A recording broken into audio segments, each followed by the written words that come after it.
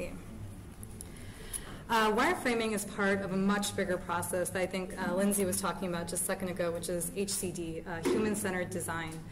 And good design starts with a deep understanding of not only technology, but also people. Because ultimately, everyone interprets the world differently. So your design should be able to speak to multiple different customers, and most of the time, you'll kind of have to end up doing that. So what this means is that as a designer, you'll probably have to have a very strong working relationship with your business team who generally identifies your target demographic. And they'll look at it from a different perspective a little bit, but I would almost argue that you're looking at it as a way to kind of build out these personas. I like to think of personas as like fictional characters that you get to create kind of like a book. And so you get to like build a personality for them, and including like, you know, how do they ingratiate technology into their life? What are some of their goals in life, as well as what's their background? So you want to actually try and develop something of real merit. And part of the reason is that it helps make some of these really hypothetical conversations a lot less hypothetical. So a good example here is, you know, what if this user wants to print this out? And I've heard this at Microsoft so many times. This user won't want to print it out. Grounding the response a little bit more in a character that everyone understands is a lot more powerful, saying, you know, like, Emily won't want to print this out. She's just not that type of user. So some of the personas that I've created along the way, like alliteration as well as like making words rhyme. But Social Sally, she's like the soccer mom who has kids and uses technology to stay really connected with her family. Tommy Timberlake, which if anyone watches Parks and Recreation should be a familiar character. It's Aziz Ansari's character, loves gadgets, loves technology, like wants to know the first thing that's going on out there. And then Normal Norman, so just like your everyday Joe Schmo guy that probably has a smartphone because, you know, his friends do as well, but he's not going to be the first one to understand about like new stuff that's coming out. So yeah, that's pretty useful in helping understand, you know, kind of who's going to be using the product. And they'll feed into designing your first wireframe. So wireframes in like the process of drawing software by hand fall between kind of sketches and mock-ups. Mock-ups being this very formal composition of your content where the pixels, it's ideally a mock-up should look exactly like an exact replica of what you'll see in the browser. So wireframes aren't so much about pixel perfection, and they're a little bit more about, you know, what exactly exists on each screen and how it all kind of fits together. So really the geography of the experience, like what is the flow of the content. They're kind of in this like mushy phase between sketches, which are very, they're very informal, and very refined content mock-ups. It's also kind of the first time that your team will see the entire concept or design come together. So it's a pretty significant step in the process. You're kind of going from ideating to something tangible. Very important thing is to always wireframe with a purpose. By the time you get to the step of wireframing, your team should have had some pretty in-depth conversations and brainstorming about, like, you know, what is the purpose of our experience? You know, what are we trying to do with it?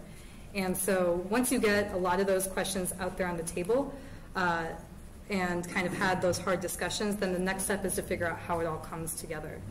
So this is called the mental sweep. It's part of a text over there called Learning iOS Design, which it's not web development design, but a lot of the principles still apply.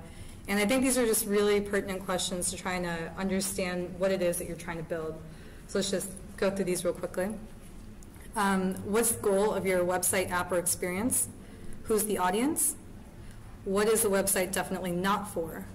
Who is not part of your audience? So you're both trying to scope for it as well as trying to understand what you're not trying to do. And this will definitely help in trying to understand, like, you know, who are your, on the business side, who are your main competitors and who are you kind of coming after?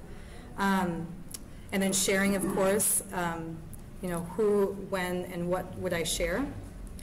And then kind of on the task side of things, you want to try and identify which tasks and workflows are going to need to be very fast, and ideally define a very like measurable goal for that. We want this particular thing to be done within 30 seconds or whatever your time limit is.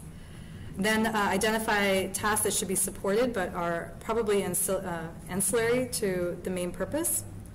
And then also your types of data and how you plan on using it. So are you going to view it, add it, edit, delete? That's going to be pretty significant as well.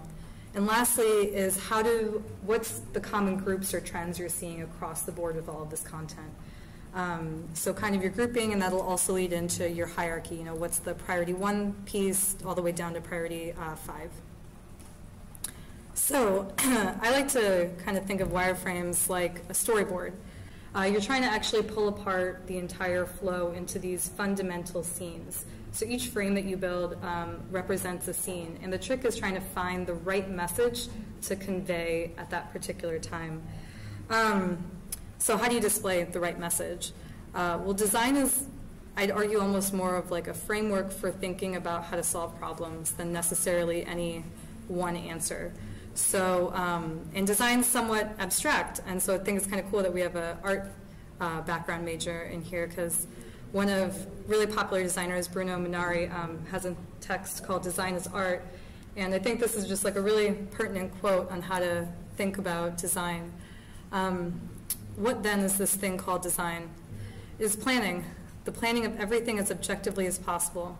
It is planning done without preconceived notions of style, attempting to give each thing its logical structure and proper material, and in consequence, its logical form. So everything you lay out on screen should be built with a purpose. Anything that's not present should intentionally not be present. And so really more than anything, it is very much this exercise in digging deep into the problem as much as it is designing the solution. And so Don Norman also talks a little bit more about how do you explore problems. More often than not, myself included, you just want to kind of jump to the solution phase and start designing this thing. But a good chunk of your findings to understand what it is you need to build comes through that problem exploration phase where you're actually trying to understand more about the problem. And he's got some really cool charts to show you kind of how your mind works. We don't work in a straight path. You kind of go outside and then come back in, which can be really exhausting for the business team because they're always looking for dollars and cents. But yeah, I think it's good to kind of look at it more as a framework.